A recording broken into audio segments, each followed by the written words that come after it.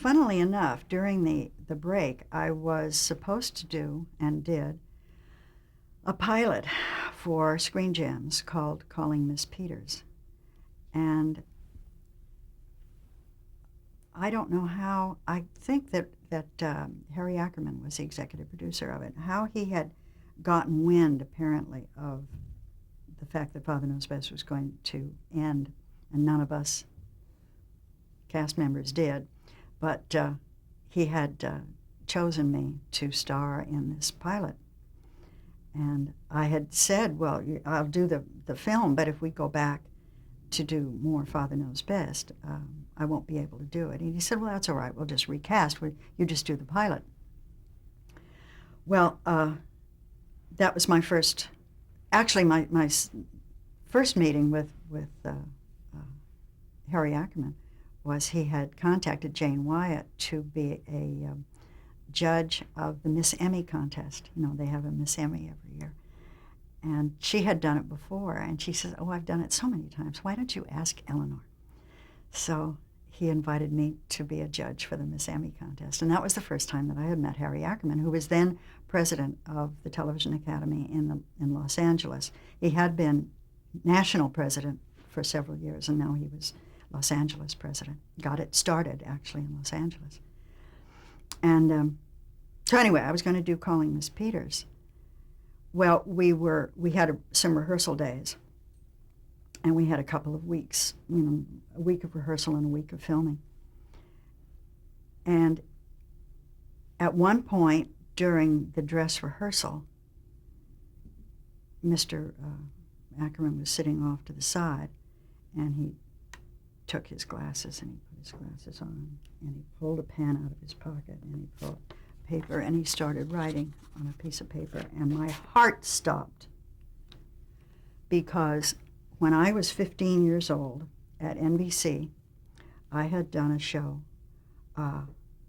called My Favorite Husband. I had played the niece of the star, and every time I said a line of dialogue, there was a man sitting at the dress rehearsal. Put his glasses on, write a note, take the glasses off. I would say another line, on went the glasses, on came the pen, on the note, and it got so distracting. Well, it turned out it was Harry Ackerman himself, who was the president of CBS in Los Angeles at that time when I was 15. So many years later, I run into them. It's like, oh no, it's that man. Well, it ended up that we ended up with a romance, and we married a few years later, and he adopted my son Brian, and we had 3 more sons, and so we were married for almost 30 years before he died. He was quite a noted television producer. What were some of his greatest contributions to television, do you think? Bewitched, Flying Nun, Leave It to Beaver, Dennis the Menace, my favorite husband, Hazel. Gosh, there were just so many. Why do you think he was so successful? Very creative, extremely creative person. He used to write down titles just for fun, like instead of daydreaming, he would just sit and write down titles, and then sometimes he would go through his title pages and find a story that would go with that title or something. It's just wonderful. And he had vision. People brought him an idea. He was able to visualize how it would be. He was brave.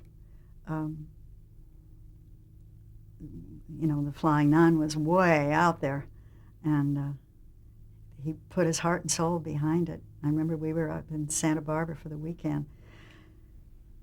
Maybe it wasn't a weekend, it must have been during the week, and Flying Nun had aired for the first time the night before, and we were at breakfast the next morning, and at a table near us, we overheard a woman say, "Did you see that adorable show that was on television last night?"